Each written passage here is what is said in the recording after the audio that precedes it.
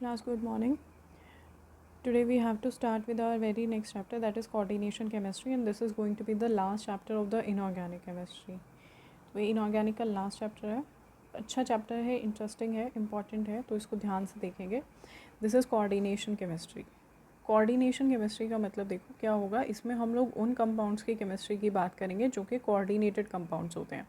अब coordination compounds कौन से होते हैं, जिनके अंदर सीधा सीधा अगर मैं कहूँ तो कोऑर्डिनेशन बॉन्ड होती है. कोऑर्डिनेशन बॉन्ड आपने पढ़ी है, ऐसी कुछ होती है कि किसी एटम के अगर दोनों ही इलेक्ट्रॉन बॉन्डिंग में पार्टिसिपेट कर रहे हैं, दूसरे एटम का एक भी इलेक्ट्रॉन नहीं लग रहा, तो उसको हम बोलते हैं कोऑर्डिनेशन बॉन्ड. ठीक है, तो इन कंपाउंड्स के अंदर ये वाली बॉन्ड होती हैं. लेकिन इसके अलावा आप इन्हें डिफाइन कैसे करोगे, तो देखो कोऑर्डिनेशन कंपाउंड जो होते हैं, these are the molecular compound which are formed from the combination of two और more simple stable compounds. Simple stable compounds दो या उससे ज़्यादा जब मिलेंगे, जैसे मान लीजिए आपके पास, मैं एग्जांपल ले लेती हूँ, CuSO4 है और आपके पास NH3 है, अमोनिया है. ये दोनों आपस में अलग अलग स्टेबल हैं, लेकिन जब ये मिल जाएंगे आपस में, तो जो कंपाउंड बनाएंगे वो कंपाउंड क्या करेगा, रिटेन करेगा अपनी आइडेंटिटी, यानी कि वो बना रहेगा, स्टेबल रहेगा सॉलिड स्टेट में भी as well as in dissolved state, liquid state के अंदर भी. तो उसको हम क्या बोलेंगे, कोऑर्डिनेशन कंपाउंड बोलेंगे. यानी कि अगर आप उस कंपाउंड को पानी में भी डालेंगे तो भी वो डिज़ोल्व हो जाएगा, लेकिन उसकी आइडेंटिटी यानी कि उसका मॉलिक्यूलर फार्मूला जो है वो वही रहेगा. ठीक है, वो टूटेगा नहीं. इसका मतलब क्या है, मैं भी आपको बताती हूँ. देखो, अब आपने ये भी सुना होगा, अब आपको कन्फ्यूजन हो रही होगी कि आपने 11th क्लास में पढ़ा था, पोटेश एलम पढ़ा था फॉर एग्ज़ाम्पल, तो उसका फार्मूला क्या था, या आप उसका भी ले सकते हैं, एल्यूमिनियम का भी ले सकते हैं. ठीक है,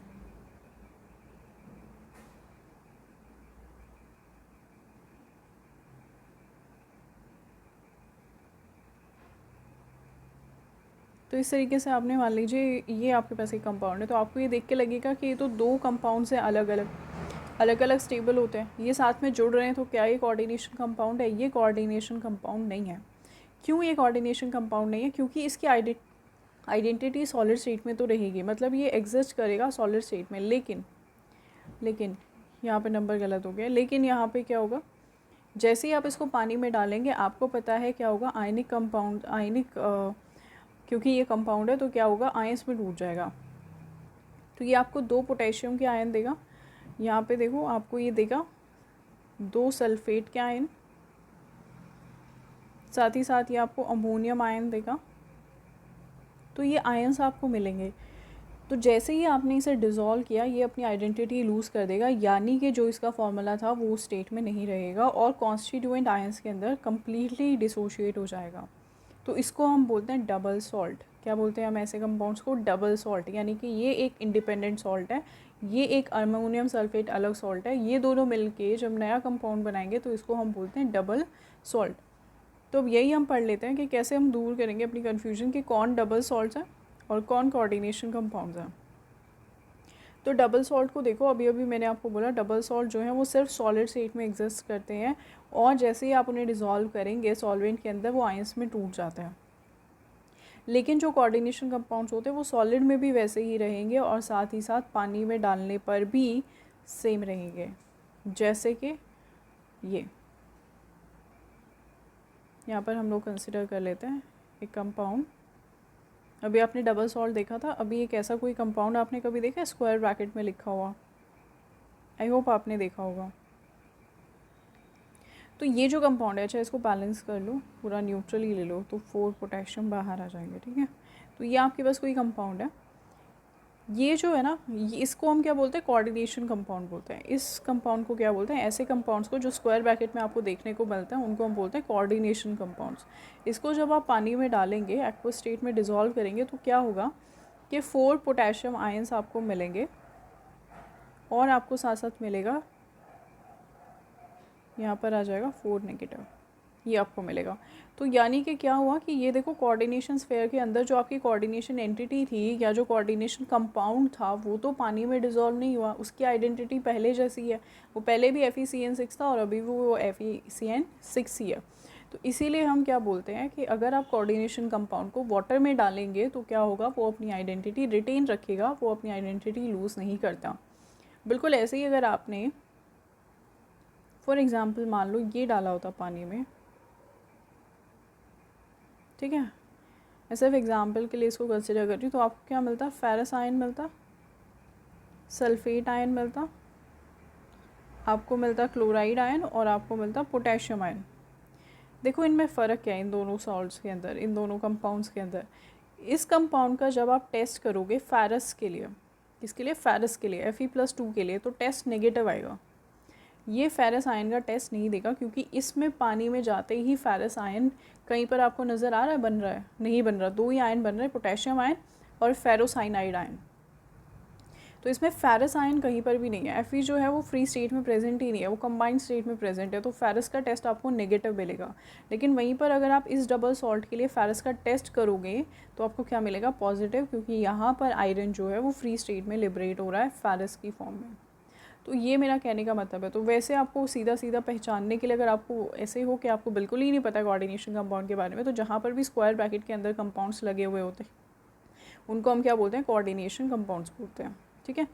तो यहाँ से आप पहचान सकते हो कि एक मेटल होगा और साइड में लगे होंगे 6-7 देने वाले, 4 या 5 या 6 होंगे लिगेंड्स या न्यूक्लियोफाइल्स, इस तरीके से। तो उसको हम क्या बोलते हैं, कोऑर्डिनेशन कंपाउंड्स। चलिए नेक्स्ट देखते हैं।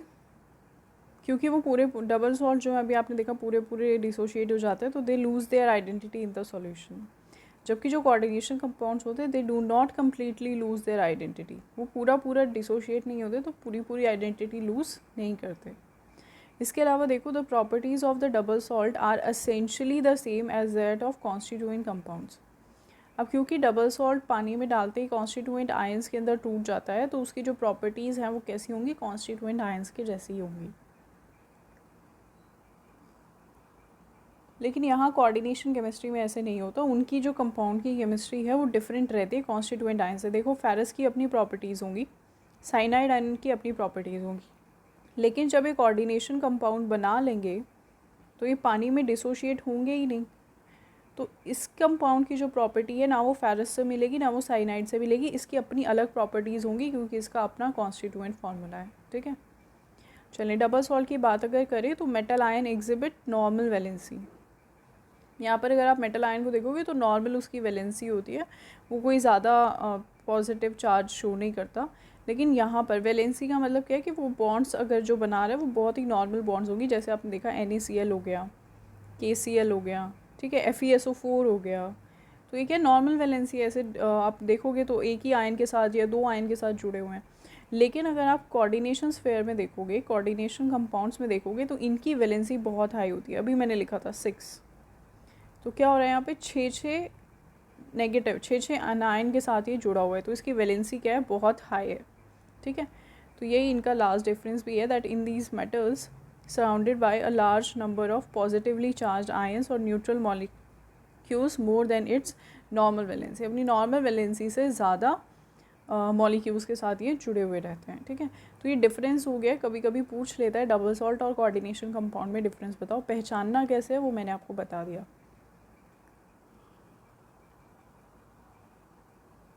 नेक्स्ट हम लोग चलते हैं और देखते हैं, ये कुछ एग्जांपल्स यहाँ पर लिखे हुए हैं आपके लिए। तो सब में एक चीज़ जो आपको कॉमन नज़र आ रही होगी वो ये कि सबके अंदर क्या है, स्क्वायर ब्रैकेट्स हैं।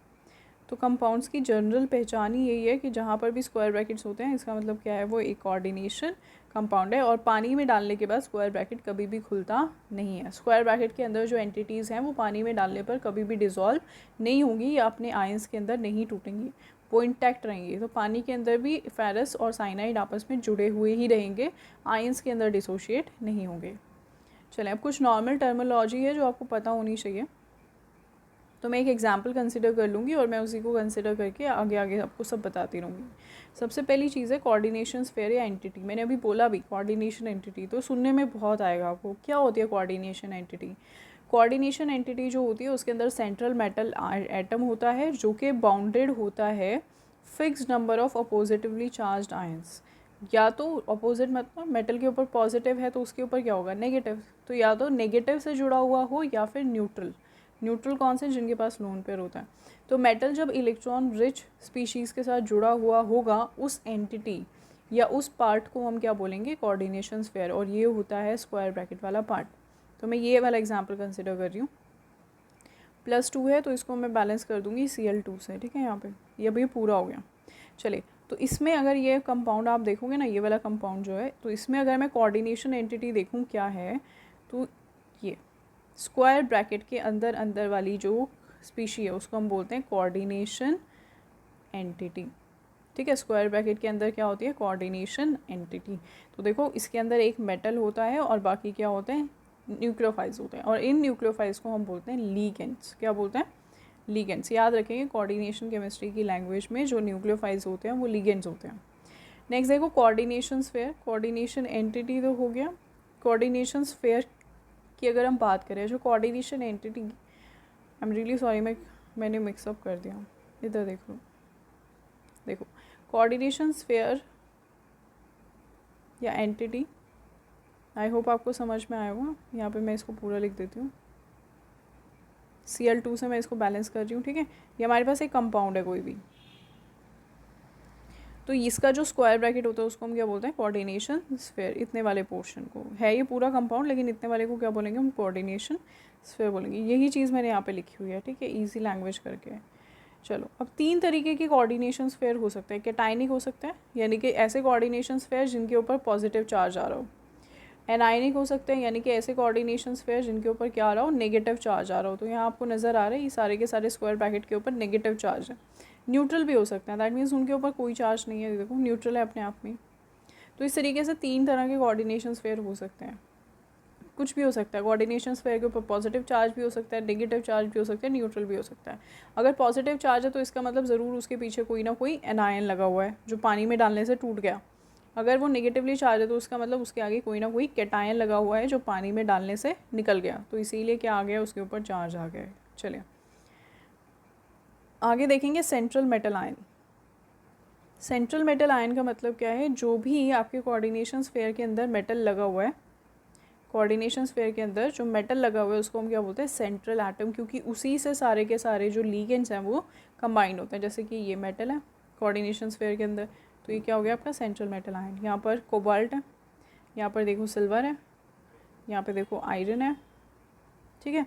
तो ये सब क्या है, यहाँ पर भी आयरन है, तो ये सब क्या है, सेंट्रल मेटल आयन। तो जो मेटल आपका लगा हुआ है कोऑर्डिनेशन स्फीयर में उसको हम क्या बोलते हैं, सेंट्रल मेटल एटम बोलते हैं। लीगेंड्स देखो कोऑर्डिनेशन स्फीयर में अगर आपको एक बार एटम दिखाई देगा, अपना मेटल दिखाई देगा, तो मेटल के अलावा जो बचे हुए हैं ना, जो ज़्यादा क्वांटिटी में प्रेजेंट है, अभी मैंने बोला न्यूक्लियोफाइल्स जो होते हैं उनको हम क्या बोलते हैं, लीगेंड्स बोलते हैं। न्यूक्लियोफाइल या इलेक्ट्रॉन रिच स्पीशीज़ को ही हम क्या बोलते हैं, लीगेंड्स बोलते हैं कोऑर्डिनेशन केमिस्ट्री की लैंग्वेज में।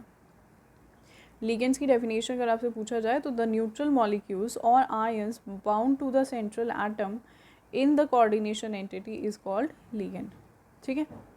यहाँ पर न्यूट्रल मॉलिक्यूल्स और एनायन नेगेटिव चार्ज ही उनके ऊपर होता है। इलेक्ट्रॉन रिच चाहिए ना हमें, तो या तो लोन पेयर हो तो न्यूट्रल, या फिर नेगेटिव चार्ज हो तो एनायन, जो कि हमारे मेटल आयन से जुड़े रहेंगे। जैसे कि यहाँ पे देखो ये कोऑर्डिनेशन स्फीयर आपको गिवन है, इसमें ये सेंट्रल एटम है और ये क्या है आपके पास, लिगेंड।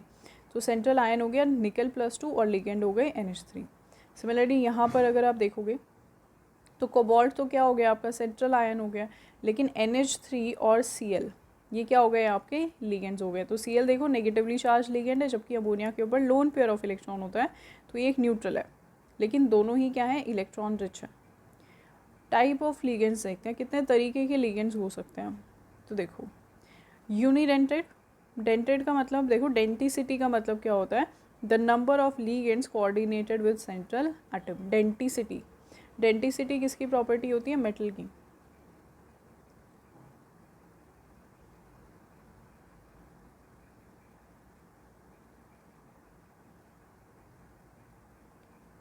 या इसको ना मैं बाद में आपको एक्सप्लेन करती हूँ, अभी मैं थोड़ा कि एक और टर्म भी आएगी तो आप कंफ्यूज ना हो, तो उसको हम देखते हैं, अभी मैं बताती हूँ आपको।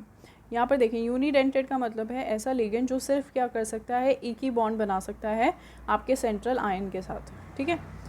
सेंट्रल आयन के साथ वो क्या करेगा, यूनी मतलब एक, तो एक ही बॉन्ड बनाएगा, तो एक ही डोनर साइड उसके पास होगी। जैसे कि अमोनिया एक बॉन्ड बनाता है H2O, Cl negative, Cn negative, OH negative, O2 negative, NO2 negative, ठीक है, कार्बोनिल है, तो ये सब के सब क्या करते हैं, एक ही बॉन्ड बनाते हैं, तो इसीलिए हम इन्हें बोलते हैं यूनिडेंटेड।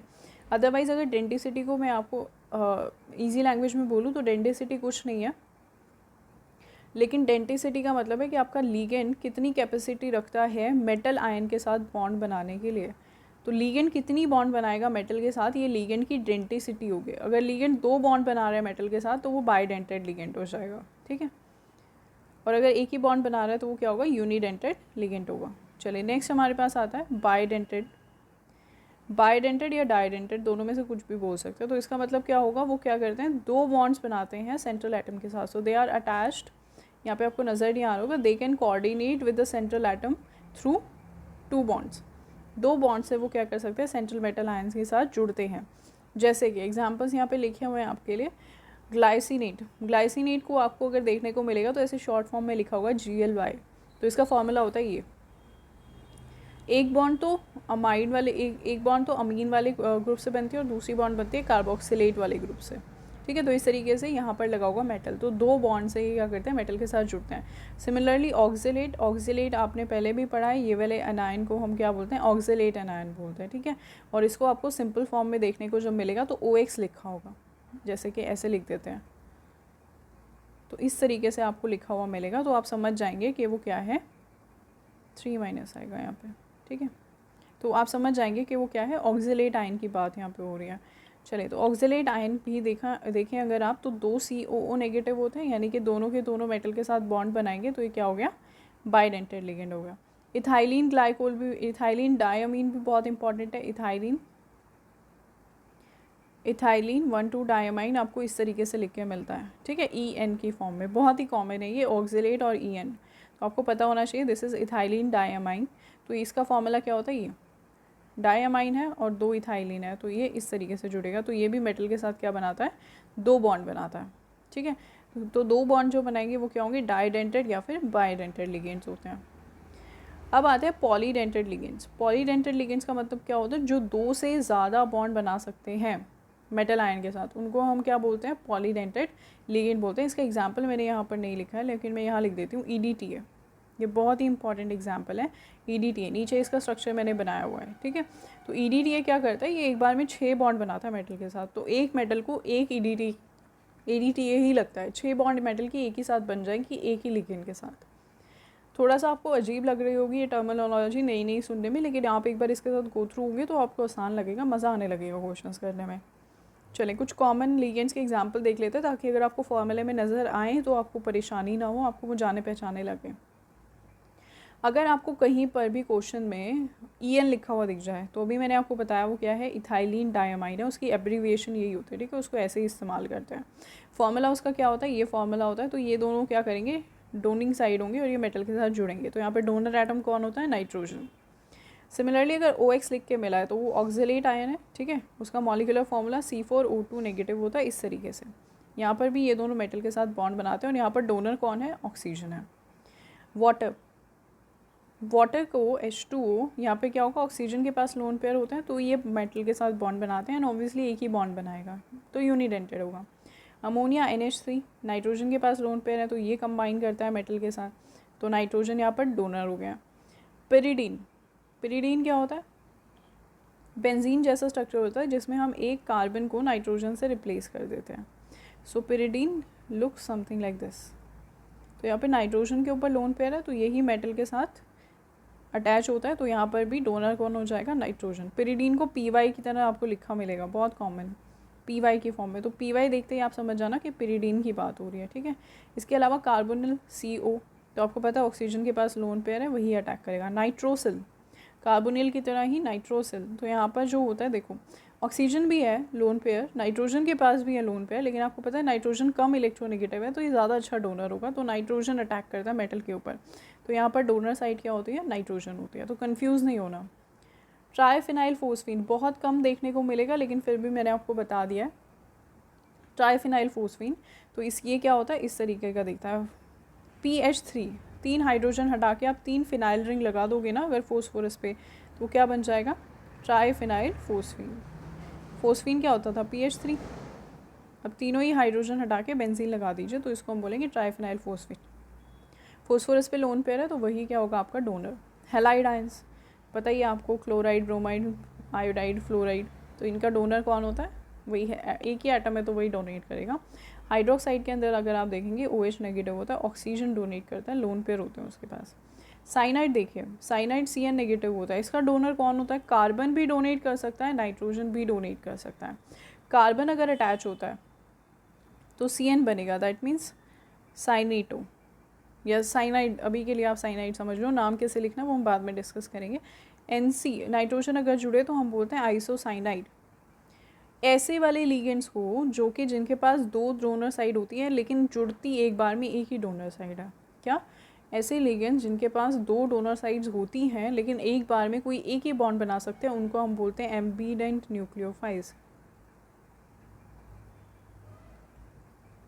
क्या बोलते हैं, एम्बिडेंट न्यूक्लियोफाइल्स। ये बहुत इंपॉर्टेंट डेफिनेशन है, बहुत बार आपसे पूछी गई है, मैंने आपको आगे नोट्स में प्रोवाइड भी की हुई होगी है। तो इसको हम क्या बोलेंगे, एम्बिडेंट न्यूक्लियोफाइल। ऐसा ही एक और एग्जांपल नाइट्रो ग्रुप का भी होता है। नाइट्रो में नाइट्रोजन भी डोनेट कर सकता है और ऑक्सीजन भी कर सकता है। अगर नाइट्रोजन कर रहे हैं तो नाइट्रो है, और अगर N नाइट्रो है, क्या बोलेंगे हम इसे, N नाइट्रो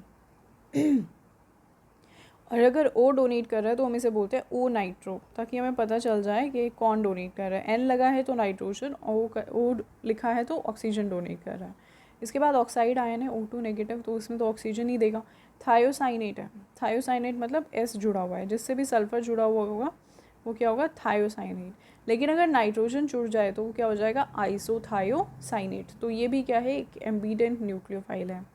एसीटेट देखें, एसीटेट आपको AC की फॉर्म में लिखा हुआ मिल सकता है, तो एसीटेट में ऑक्सीजन डोनर होता है। ट्राई इथाइलिन टेट्राअमाइन, ट्राई इथाइलिन टेट्राअमाइन हालांकि बहुत कम देखने को मिलता है, लेकिन अगर कभी आपको CBSE के अलावा कहीं भूले भटके आपको देखने को नज़र आ जाए तो डरने की कोई ज़रूरत नहीं है, बिल्कुल किसकी तरह होता है, ग्लाइकोल की तरह होता है। लेकिन इसमें क्या होता है, ट्राई इथाइलिन डाइअमाइन के अंदर, ट्राई इथाइलिन टेट्राअमाइन के अंदर क्या होता है, ये देखो इसका फॉर्मूला आपको नज़र आ रहा होगा। तो इसका फॉर्मूला कुछ ये होता है,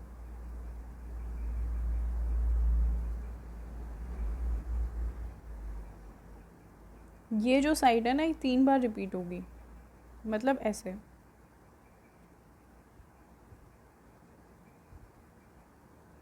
तो इसके पास कितने नाइट्रोजन हो जाएंगे, 3 नाइट्रोजन इसके पास हो जाएंगे। तो ये कितनी बॉन्ड बना पाएगा, ये 3 बॉन्ड बना पाएगा एक ही बार में, ठीक है। EDTA जो मैं आपको बता रही थी ऊपर, इधर देखें, EDTA इसका पूरा नाम होता है इथाइलिन डाइअमाइन टेट्रा एसीटेट। तो ये देखो 6 बॉन्ड कैसे बनाता है ये। 4 तो आपको एसीटेट टेट्रा एसीटेट लिखा है ना, तो 4 तो एसीटेट आयन हो गई, तो 4 बॉन्ड तो यहाँ से बन जाएंगी, ठीक है, ये 4 बॉन्ड हो गई। लेकिन यहाँ पे अगर आपको दिख रहा है नाइट्रोजन भी तो हैं 2, ये इनके पास भी तो इलेक्ट्रॉन होते हैं, तो ये भी 2 बॉन्ड बना सकते हैं। तो इस तरीके से 6 बॉन्ड बनती है, 4 बॉन्ड ऑक्सीजन के डोनेट करने से और 2 बॉन्ड नाइट्रोजन के डोनेट करने से। तो EDTA का कोऑर्डिनेशन नंबर मतलब कितने अपने कॉन्स्टिट्यूएंट मेटल के साथ कितनी बॉन्ड बना के जुड़ सकता है। तो आपको पता है 6 डोनर साइड्स हैं इसके बाद, तो 6 डोनेट कर सकता है और इसीलिए कितनी बॉन्ड्स बना सकता है, 6 बॉन्ड्स बना सकता है। तो EDTA जो है वो क्या हो जाएगा, हेक्साडेंटेड हो जाता है। अब बहुत इंपॉर्टेंट चीज़ के ऊपर हम आते हैं, दैट इज़ IUPAC नेमिंग, कि हम जो नाम कोऑर्डिनेशन कंपाउंड्स का लिखे हैं वो किस बेसिस पर लिखे हैं, ठीक है। तो ये क्वेश्चन में ज़रूर आना है, ये क्वेश्चन, इसके ऊपर एक क्वेश्चन ज़रूर बनता ही बनता है। और इसके अलावा क्वेश्चन 1 नंबर का आप सोचोगे ये क्वेश्चन आएगा तो क्या करने की ज़रूरत है, नहीं करते हैं। तो IUPAC नेमिंग में स्ट्रेट अवे 1 नंबर का क्वेश्चन आता है, लेकिन इसके अलावा जो क्वेश्चन पूछे जाएंगे उसमें आपको कोऑर्डिनेशन कंपाउंड का नाम ही गिवन होगा और उसके बाद आपको फार्मूला लिख के सॉल्व करना होगा। अगर आपको कंपाउंड का नाम ही नहीं पता होगा तो आप फार्मूला लिख के कैसे सॉल्व कर पाएंगे, तो आगे क्वेश्चन आपसे होगा ही नहीं। तो इसीलिए हम लोग क्या करेंगे, इसलिए हम 1 बाय 1 करके रूल्स देखते जाएंगे इसके, कि हमें किस तरीके से लिखना है। हम हमेशा जब नाम लिखना शुरू करते हैं तो हम लेफ़्ट से लिखना शुरू करते हैं, ठीक है। कोऑर्डिनेट आपको यहाँ पे कुछ नज़र नहीं आ रहा होगा तो ये मैं बता देती हूँ। The formula of the cation is written first. आपको पता है कोई भी आयनिक कंपाउंड होगा पहले केटायन लिखा जाएगा और बाद में एनायन लिखा जाता है। अगर आपने अभी आज तक कभी नोटिस नहीं किया तो हमेशा नोटिस करें, कि कैटायन हमेशा पहले आता है एनायन से। For example sodium chloride, potassium chloride, magnesium sulphate, तो हमेशा कैटायंस का नाम पहले आएगा और एनायन का नाम बाद में, और आपको लिखा हुआ भी ऐसे ही मिलता है, ठीक है। अगर ये देखो यहाँ पे अगर आपको लिखा हुआ है पहले कोऑर्डिनेशन स्फीयर और बाद में ये, इसका मतलब कोऑर्डिनेशन स्फीयर पॉजिटिवली चार्ज है और ये वाला नेगेटिवली चार्ज है। लेकिन अगर आपको ऐसे कुछ लिखा हुआ मिल जाए, पहले आपको ये मिल जाए बाद में कोऑर्डिनेशन स्फीयर, तो बीच में से तोड़ोगे, पहले ये कैटायन होगा और कोऑर्डिनेशन स्फीयर क्या हो जाएगा, एनायन। तो यानी कि आपको लेफ़्ट से लिखना शुरू करना है। कहाँ से लिखना शुरू करना है, लेफ़्ट से, क्योंकि पहले कैटायन आएगा और बाद में ही क्या आएगा, एनायन। तो इसका कहने का सीधा सीधा मतलब ये है कि जब भी आप नाम लिखना शुरू करेंगे तो नाम लिखना शुरू करना आपको कहाँ से करना है, लेफ़्ट से करना है हमेशा। चलिए हम लेफ़्ट से चलते हैं। पहला केस हम ले लेते हैं, लेफ़्ट से हम चले तो दो चीज़ें बन सकती हैं। लेफ़्ट से हो सकता है पहले कैटायन आ जाए बाद में कोऑर्डिनेशन स्फीयर आए, या हो सकता है कि पहले कोऑर्डिनेशन स्फीयर आ जाए और बाद में एनायन आए। यानी कि हमारा कोऑर्डिनेशन स्फीयर नेगेटिवली चार्ज हो सकता है या फिर पॉजिटिवली चार्ज हो सकता है। ये वाला केस कंसिडर करते हैं। मान लो हम लेफ़्ट से चले और पहले कोऑर्डिनेशन स्फीयर आ गया, तो क्या करेंगे। देखो, अगर आपको लेफ़्ट से जाने पर पहले कोऑर्डिनेशन स्फीयर मिल रहा है, इसका मतलब वो पॉजिटिवली चार्ज है, यानी कि वो कैटायन है, तो उसका नाम पहले ही जाएगा। तो देखो इसमें भी नाम अगर आप पहले लिखोगे तो मान लो आपके पास ये है NiCO4, ठीक है, ये आपके पास है। अब इसमें निकल भी है, इसमें कार्बोनिल भी है, किसका नाम हम पहले लिखें। तो किसका नाम आप पहले लिखोगे, आप सबसे पहले लिखोगे लीगेंड्स का नाम। इसमें कोऑर्डिनेशन स्फीयर में मेटल भी होता है और लीगेंड भी होते हैं, तो नाम हमेशा और हमेशा लीगेंड का पहले लिखा जाता है। उसके बाद किसका नाम लिखा जाता है, सेंट्रल मेटल आयन का, ठीक है। आई होप क्लियर होगा। बाद में किसका नाम आएगा, सेंट्रल मेटल आयन का नाम आएगा। तो यहाँ पे आप पहले कार्बोनिल के बारे में बात करोगे, उसके बाद निकल के बारे में। तो कार्बोनिल को क्या लिख दोगे, कार्बोनिल। कितने कार्बोनिल है, अच्छा कार्बोनिल तो नाम लिख दिया, लेकिन अगर आपका जो एनायन है, जो लीगेंड है वो एनायन है, नेगेटिविटी चार्ज वाला है, तो उसके नाम के पीछे लगता है ओ। जैसे कि अगर आपके पास नाइट्रेट आयन है, NO3 है, नेगेटिव होता है, तो उसका नाम हो जाएगा नाइट्राइटो, ठीक है, या फिर एटो, या तो नाइट्राइटो या फिर नाइट्रेटो। तो इस तरीके से नाम आपको पीछे लगा के ख़त्म करना है। इसके तो नाम के पीछे ही आई आता है, तो इसीलिए नाइट्राइटो होगा।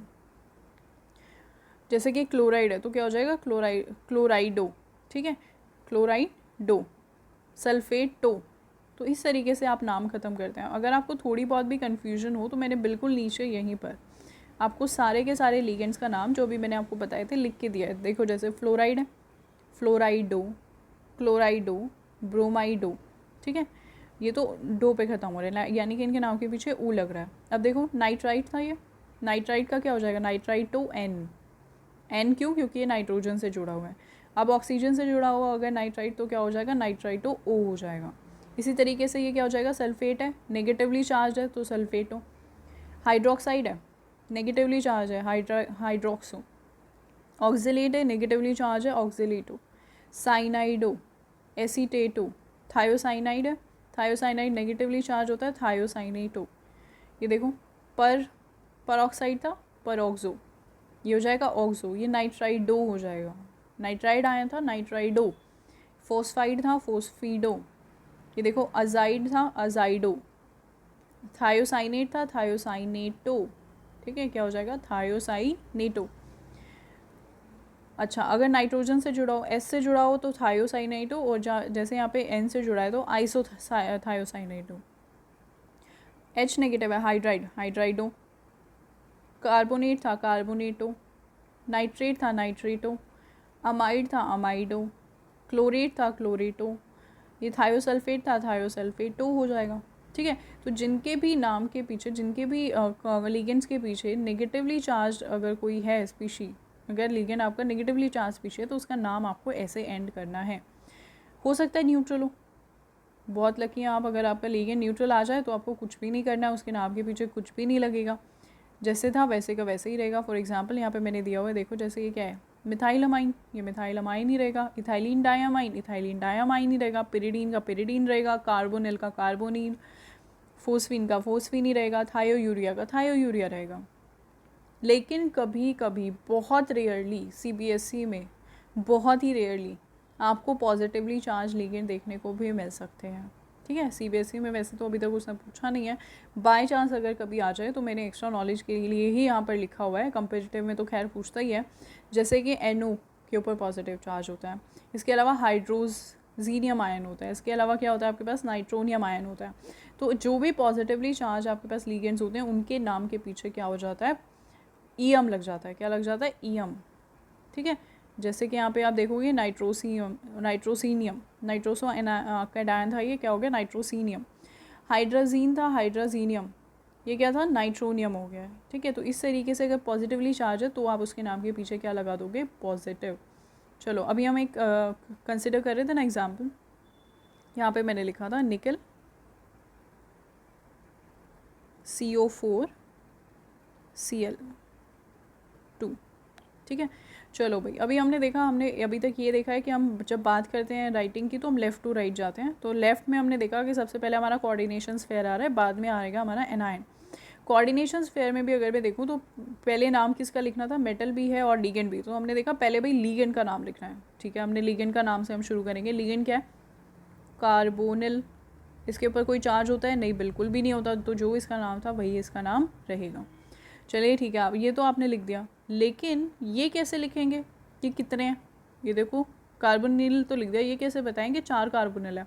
तो उसके पास हमारे लिए रूल है that when more than 1 ligand is present, तो आप उसके नाम के सामने क्या लगा दोगे, 2 हैं तो बिस या बाय या डाई, 3 है तो ट्राई, 4 है तो टेट्रा। तो ये इसका नाम हो जाएगा टेट्रा कार्बोनिल।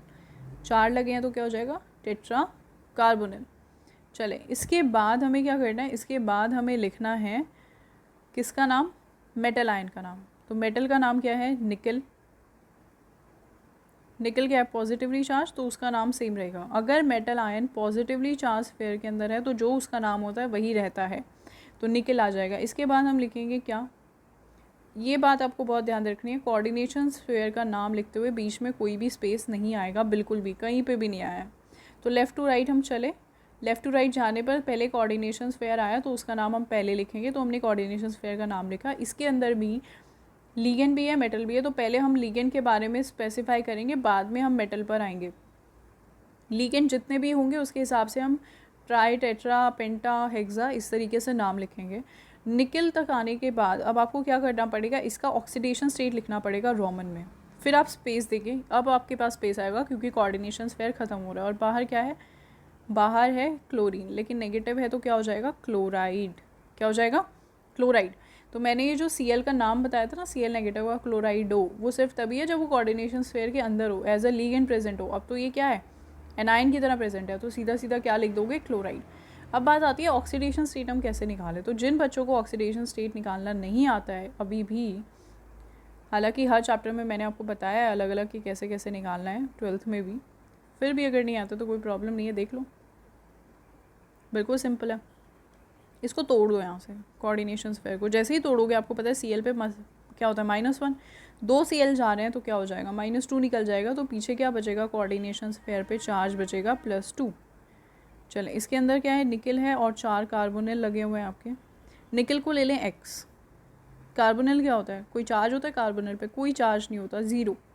टोटल चार्ज कितना होना चाहिए, +2। तो X + 0 = +2। तो X की कितनी आई वैल्यू, +2, यानी कि निकल आपका क्या है, +2 फॉर्म में है। तो आप यहाँ पर लिख देंगे रोमन के अंदर क्या लिख दोगे, 2।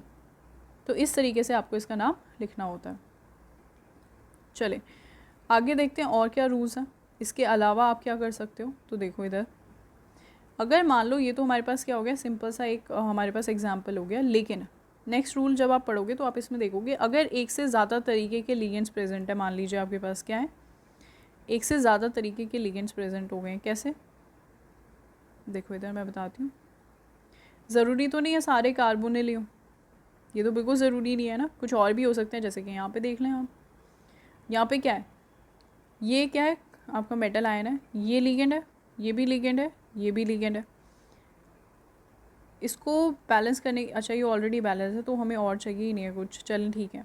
तो हम लेफ़्ट से राइट जाना शुरू करेंगे। अभी तक हमने क्या देखा, सबसे पहले कोऑर्डिनेशन स्फीयर आ रहा है तो हम इसी की बात करेंगे। कोऑर्डिनेशन स्फीयर में नाम किसका पहले लिखेंगे, लिगेंड का। अब भाई लिगेंड तो देखो ज़रा, यहाँ पे 3 तरीके के लिगेंड दिए हुए हैं उसने, 3 तरीके के लिगेंड है, किसका नाम हम पहले लिखेंगे, अल्फ़ाबेटिकल ऑर्डर से चलेंगे। कहाँ से चलेंगे? अल्फ़ाबेटिकल ऑर्डर से। ये क्या है? क्लोरिडो। ये क्या है? नाइट्राइटो। ये क्या है? अमाइन। क्या होता है ये? अमाइन। अभी पढ़ा था, नीचे लिखा हुआ है मैंने। क्या होगा ये? अमाइन होगा। अमाइन ए से स्टार्ट होता है, नाइट्राइटो एन से स्टार्ट होता है, क्लोरिडो सी से स्टार्ट होता है। अल्फ़ाबेटिकली कौन पहले आया? ए पहले आया। ठीक है, तो हम पहले क्या लिखेंगे? अमाइन। तो मैं यहाँ पे लिखने की कोशिश करती हूँ स्पेस बना के। क्या लिखेंगे हम पहले? हम पहले लिखेंगे अमाइन। लिख देते हैं भाई, ये हमने लिख दिया अमाइन। काफ़ी है क्या इतना लिखना? नहीं, ये भी तो बताना पड़ेगा कितने अमाइन है। कितने हैं? 4। तो क्या लगाओगे? टेट्रा। नाम क्या हो जाएगा? Tetra amine. ए के बाद क्या आता है? सी। सी मतलब क्लोरिडो। स्पेस नहीं दिया है मैंने, ध्यान रखेंगे। उसके बाद क्या आएगा? नाइट्राइटो। और किसके साथ जुड़ा है नाइट्राइटो? ओ से भी जुड़ सकते हैं, एन से भी। आपको स्पेसिफाई करना पड़ेगा। ये देखो एन से जुड़ा हुआ है, NO2 लिखा है, तो यहाँ पे क्या हो जाएगा? एन। चले, ये तो हो गया लिगेंड की कहानी पूरी। अब क्या आएगा? मेटल। मेटल को लिख दो यहाँ पे कोबाल्ट। क्या लिख दोगे? कोबाल्ट। और ब्रैकेट में क्या आएगी इसकी? Coordination state. कोऑर्डिनेशन स्टेट निकालने, सॉरी ऑक्सीडेशन स्टेट निकालने की कोशिश करते हैं इसके अंदर हम। चलो, कोऑर्डिनेशन स्फेयर पे टोटल चार्ज कितना है? 0। तो इसको x ले लेते हैं हम। कोबाल्ट लिया x प्लस क्लोरीन के ऊपर कितना चार्ज आता है? -1 प्लस नाइट्रेट के ऊपर कितना चार्ज आता है? नाइट्राइट के ऊपर -1 प्लस अमीन के ऊपर कितना चार्ज आता है? 0। वो न्यूट्रल होता है। टोटल कितना होना चाहिए? 0 के बराबर। सो x -1 x -2 is equal to 0। x की वैल्यू क्या आ जाएगी? +2। तो यहाँ पे कोऑर्डिनेशन का नंबर क्या हो गया? मेटल आयन का नंबर क्या हो गया? ऑक्सीडेशन नंबर 2 हो गया है। तो नाम क्या हो जाएगा इसका? Tetra amine क्लोरिडो nitrito N cobalt 2। ठीक है, कोबाल्ट 2। तो नाम ऐसा होना चाहिए कि अगर आप नाम देखो तो उसको देखकर ही आप क्या कर सको? पूरा का पूरा उसका मॉलिक्यूलर फॉर्मूला लिख सको। चलो, ये तो बात होगी अगर एक से ज़्यादा लिगेंड प्रेजेंट है तो। लेकिन अगर एक से ज़्यादा तरीके के लिगेंड थे वो देख लिया, लेकिन नंबर में अगर एक से ज़्यादा प्रेजेंट है तो मैंने आपको बता दिया कैसे लिखेंगे। बाय ट्राई टेट्रा, इस तरीके से लिख के आप स्पेसिफाई कर दोगे कि 2, 3 या 4 लिगेंड्स हैं।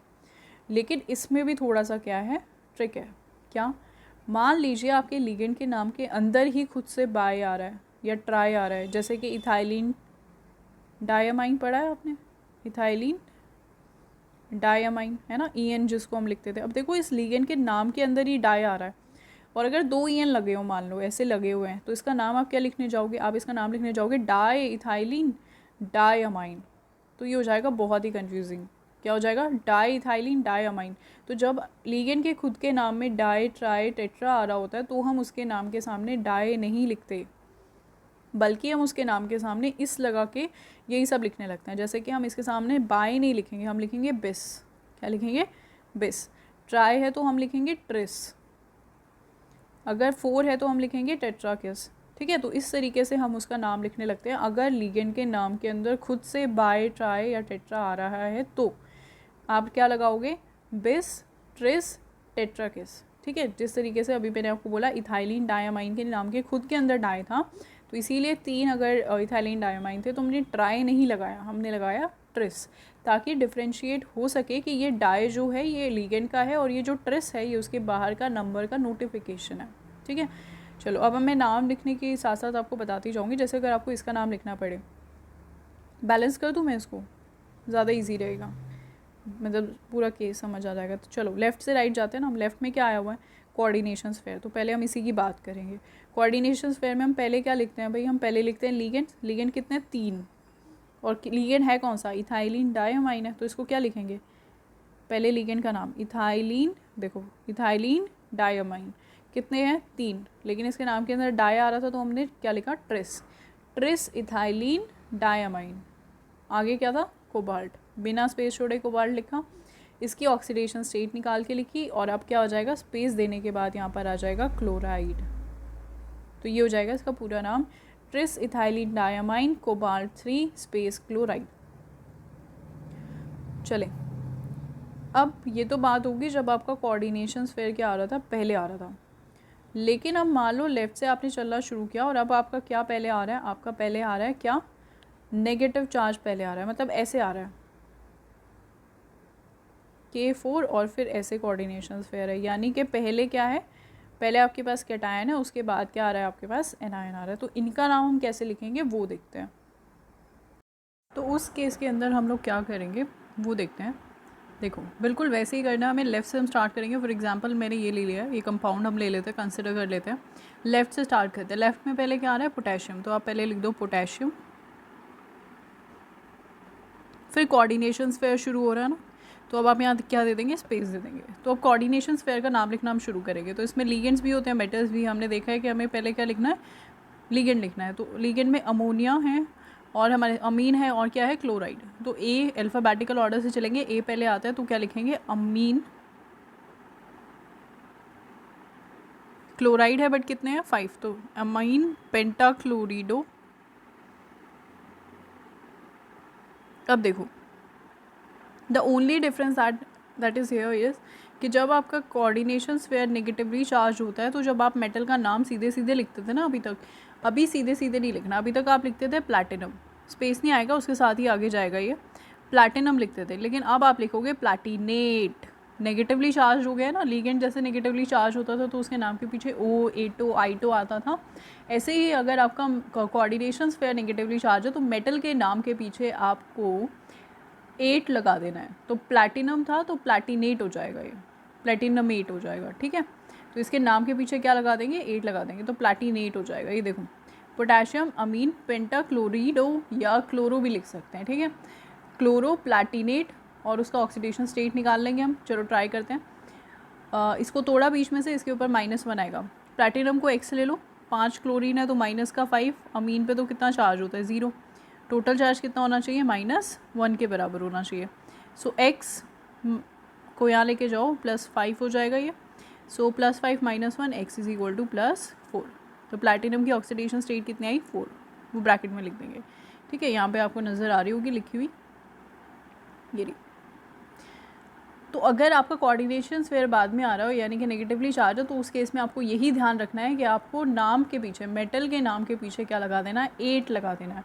तो मेटल का नाम जो है वो 8 पे ख़त्म होगा। ठीक है, तो ये एक डिफरेंस है। अब इसके बाद आपको क्या करना है, आपको बहुत ज़्यादा नॉमेनक्लेचर की प्रैक्टिस करनी है। जितनी ज़्यादा आप प्रैक्टिस करोगे उतना ही ज़्यादा आपको डाउट क्लियर होते जाएंगे, नाम कैसे लिखना है और कैसे नहीं लिखना है। तो बहुत सारे एग्जाम्पल्स और एनसीईआरटी के अंदर क्वेश्चन दिए हुए हैं जिसके अंदर आपको आईयूपैक नेमिंग पूछी गई है।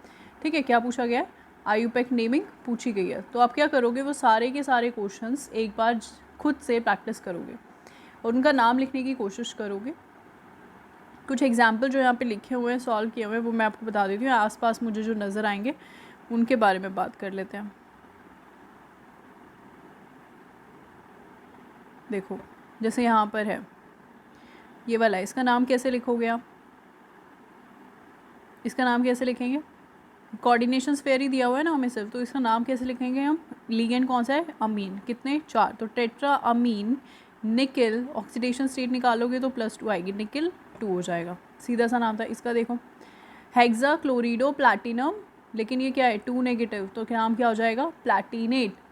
तो हेक्सा क्लोरो या क्लोरिडो प्लैटिनेट, ऑक्सीडेशन स्टेट निकालोगे आएगी 4, so that would be hexa chloro platinate 4। इसका नाम देखो पॉजिटिवली चार्ज है, मेटल के साथ कुछ नहीं करना, आपको सीधा सीधा लिखना है। तो नाम क्या हो जाएगा इसका, टेट्रा अमीन कॉपर 2।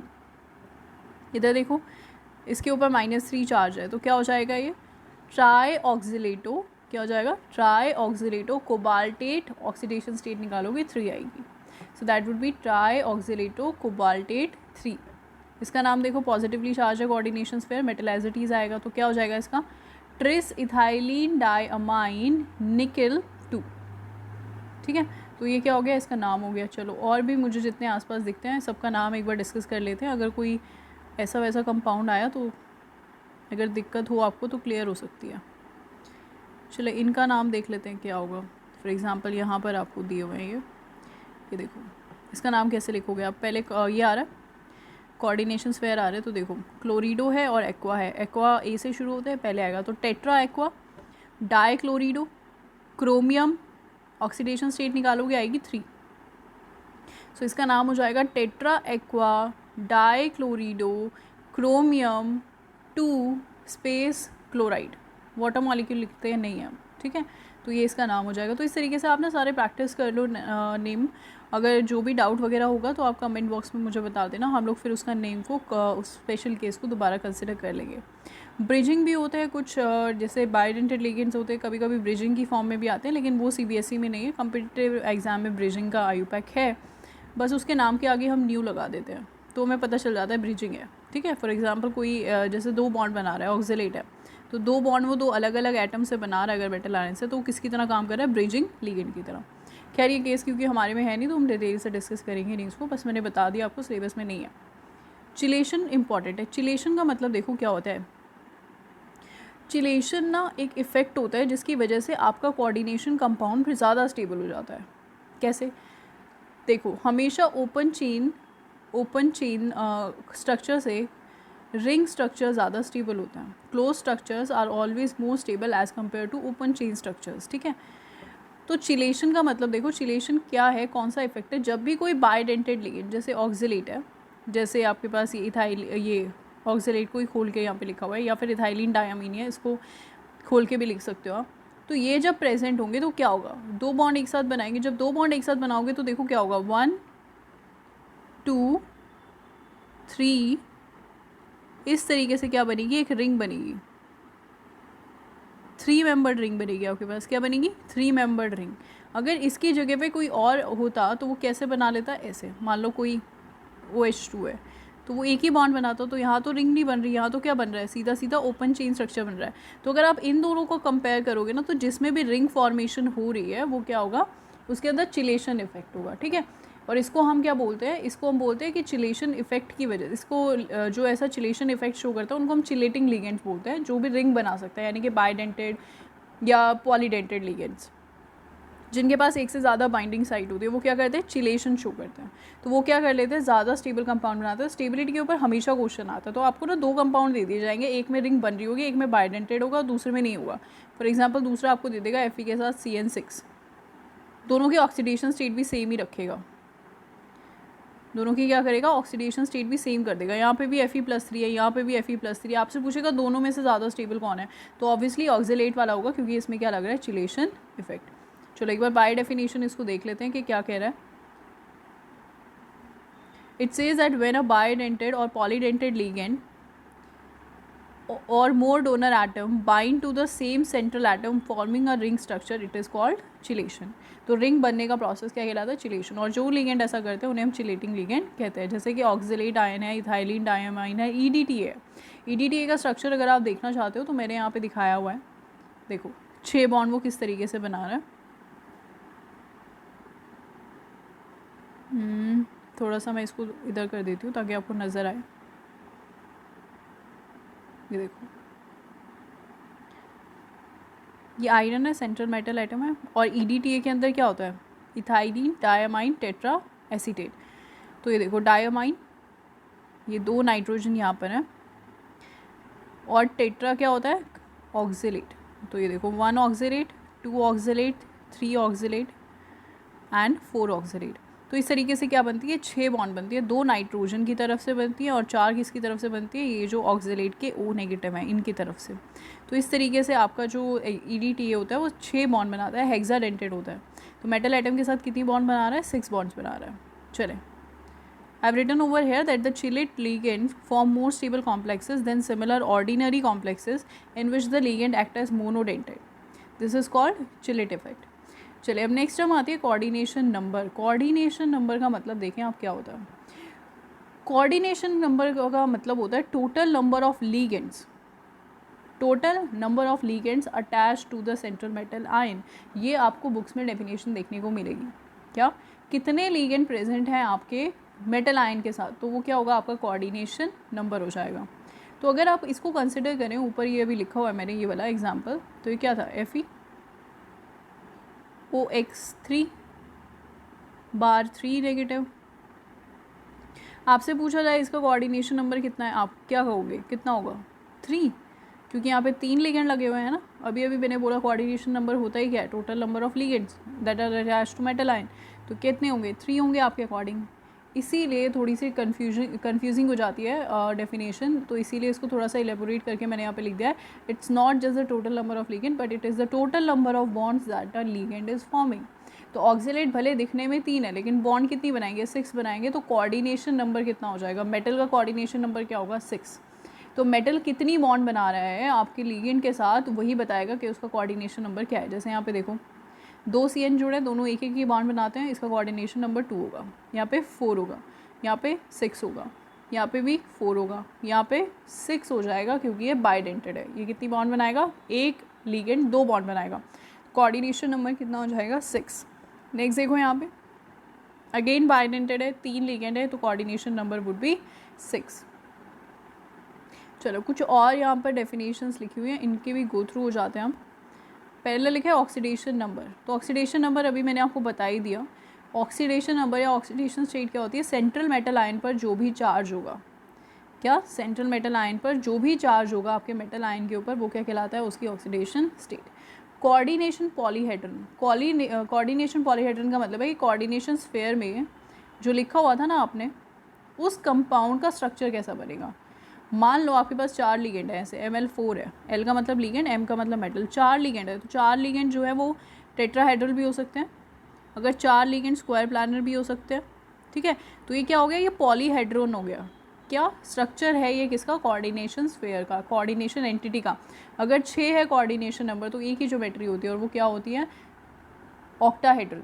ठीक है, तो अगर 4 है आपका कोऑर्डिनेशन नंबर तो 2 ज्योमेट्री पॉसिबल है, टेट्राहेड्रल और स्क्वायर प्लानर. लेकिन अगर कोऑर्डिनेशन नंबर 6 है तो एक ही ज्योमेट्री होगी एंड दैट इज़ ऑक्टाहेड्रल. तो 3 ही ज्योमेट्री आपको पढ़ने को मिलेंगी, एक तो ऑक्टाहेड्रल और दूसरा tetrahedral and square planar. Tetrahedral बहुत रेयर आपको देखने को मिलेगा क्योंकि इसका ज़्यादा सिग्निफिकेंस हमारे यहाँ पे आइसोमर्स में है नहीं, तो ज़्यादातर आपको देखने को मिलेगा ऑक्टाहेड्रल एंड स्क्वायर प्लानर. चलो नेक्स्ट डेफिनेशंस देखते हैं. Homoleptic complexes. होमो का मतलब क्या होता है, सेम. लैप्टिक का मतलब क्या होता है, जो भी लिगेंड्स लगे हैं उनका नेचर. अगर आपके पास जितने भी लिगेंड्स लगे हैं वो सेम टाइप के हैं, मैं कह रही हूँ एक ही टाइप के लिगेंड लगे हैं, ये नहीं है कि एक ही लिगेंड लगा है. लिगेंड तो ऑब्वियसली नंबर में ज़्यादा होते हैं लेकिन जितने भी लिगेंड लगे हैं वो सब एक ही है. जैसे कि यहाँ देखो अमोनिया है तो 6 के 6 अमोनिया है, साइनाइड है तो 6 के 6 साइनाइड लगे हुए. तो ऐसे जो एक ही तरह के अगर लिगेंड्स प्रेजेंट होते हैं उनको हम बोलते हैं होमोलैप्टिक कॉम्प्लेक्सेस. हेट्रोलैक्टिक कॉम्प्लेक्सेस क्या होते हैं, वो कॉम्प्लेक्सेस जिनमें एक से ज़्यादा टाइप के लिगेंड्स होते हैं. जैसे कि यहाँ पर क्लोरीन भी है, अमोनिया भी है, क्लोरीन भी है, अमोनिया भी है, तो एक से ज़्यादा तरीके के क्या हो गए, लिगेंड्स हो गए. तो इनको हम क्या बोलते हैं, इनको हम बोलते हैं हेट्रोलैप्टिक कॉम्प्लेक्सेस. ठीक है, आई होप समझ में आया होगा. नेक्स्ट क्लास में ना हम लोग आइसोमेरिज्म शुरू करेंगे. बहुत ही इंपॉर्टेंट है, बहुत ही इंटरेस्टिंग है, बहुत मज़ा आएगा इसको करने में. बहुत क्वेश्चन इससे पूछे जाते हैं, ज़रूर बनता है इससे क्वेश्चन. लेकिन ये हमें तभी समझ आएगा जब हम लोग आयुपेक के गो थ्रू हो चुके होंगे. तो यहाँ पे मैंने आपको सभी लिगेंड्स और उनके नाम भी दिए हैं. ठीक है, तो आप इनको ज़रूर अच्छे से प्रैक्टिस करना. आप चाहो तो इसका स्क्रीनशॉट ले सकते हो, PDF आपको मिल जाएगी नोट्स की आज ही स्कूल की साइट के ऊपर. तो आप क्या कर सकते हो, इनका या तो आप इनके जितने भी NCERT के अंदर एग्जाम्पल्स हैं, इन टेक्स्ट है, एक्सरसाइज के क्वेश्चन हैं, जितने भी न्यूमरस एग्जाम्पल हैं. अगर क्वेश्चन में आपको सिर्फ कॉम्प्लेक्स दिया, नाम वाम नहीं पूछा लेकिन कोई कॉम्प्लेक्स, जितने कॉम्प्लेक्स दिख गए सबके नाम लिख लो, सबके नाम लिख के प्रैक्टिस कर दो. क्योंकि बहुत अगर इसी में ये पहला स्टेप, अगर इसमें गलती होती रही तो फिर आप क्वेश्चन सॉल्व कभी नहीं ठीक से कर पाओगे. सो आई होप कि आप इतना काम कर लेंगे. That's it for today class. Thank you.